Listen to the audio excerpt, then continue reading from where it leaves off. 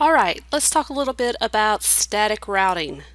Some of the things that we're going to cover is static routing implementation, configure static and default routes. We're going to review of CIDR and VLSM. We're going to configure summary and floating static routes.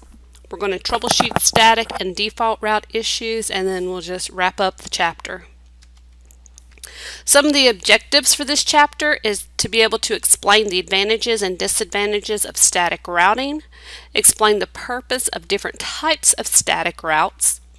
We'll configure IPv4 and IPv6 static routes by specifying a next hop address.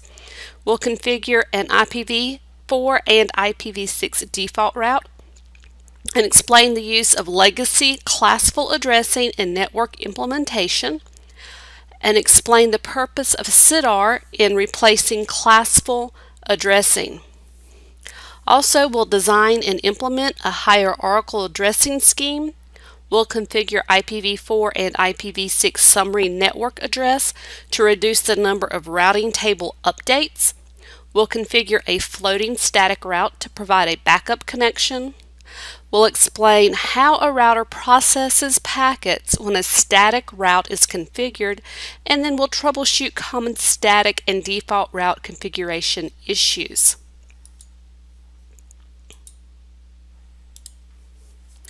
So, in order to reach a remote network, your router can either learn about the remote networks in one of two ways. They can manually, that means the remote networks are manually entered into the routing table using static routes, or dynamically, and that is where your remote routes are automatically learned using a dynamic routing protocol.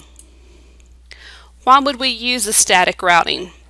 Well, static routing provides some advantages over the dynamic routing, and they are: static routes are not advertised over the network, which results in better security. Static routes use less bandwidth than dynamic routing protocols, so there's no CPU cycles are issued to calculate and communicate routes because you've already entered the routes in. The path a static route uses to send data is already known, so it's not having to come up with that one. It does have some disadvantages, however.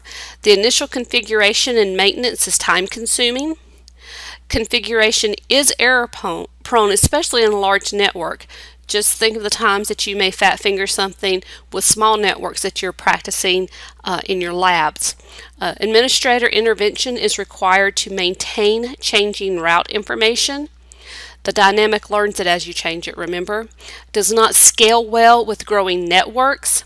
Maintenance becomes cumbersome, and it requires complete knowledge of the entire network for proper implementation.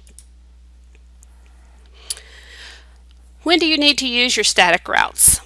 Well, they have three primary uses. One, providing ease of routing table maintenance in smaller networks that are not expected to grow significantly, probably in your home network or a very small business network. Routing to and from stub networks, and a stub network is a network accessed by a single route. That's the only way we get there, and the router has no other neighbors. Finally, using a single default route to represent a path to any network that does not have a more specific match with another route in the routing table. And default routes are used to send traffic to any destination beyond the next upstream router. They're often used to connect to a specific network. They provide a gateway of last resort for a stub network. It will reduce the number of routes advertised by summarizing several contiguous networks as one static route. And you create a backup route in case a primary route link fails, because that can happen. You can have equipment failure.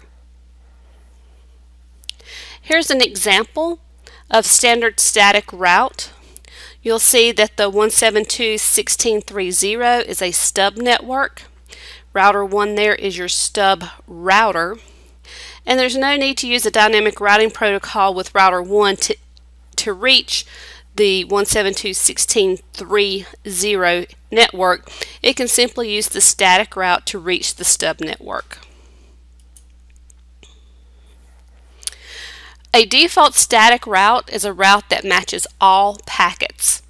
And a default route identifies the gateway IP address to which the router sends all IP packets that it does not have a learned or a static route for. A default static route is simply a static route with quad 0 as the destination of the IPv4 addresses.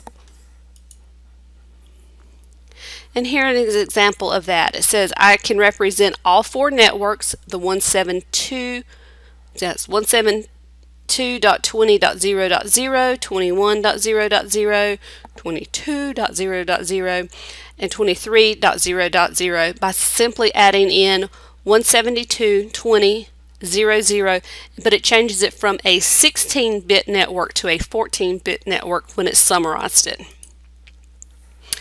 We can have floating static routes, and the floating static routes are static routes that are used to provide a backup path to a primary static or a dynamic route in the event of a link failure.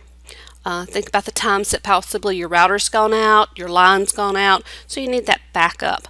The floating static route is only used when the primary route is not available. And in order to accomplish this, the floating static route is configured with a higher administrative distance than the primary route. So keep that in mind. It has to have the higher administrative distance because your packets are going to go to the lowest administrative distance.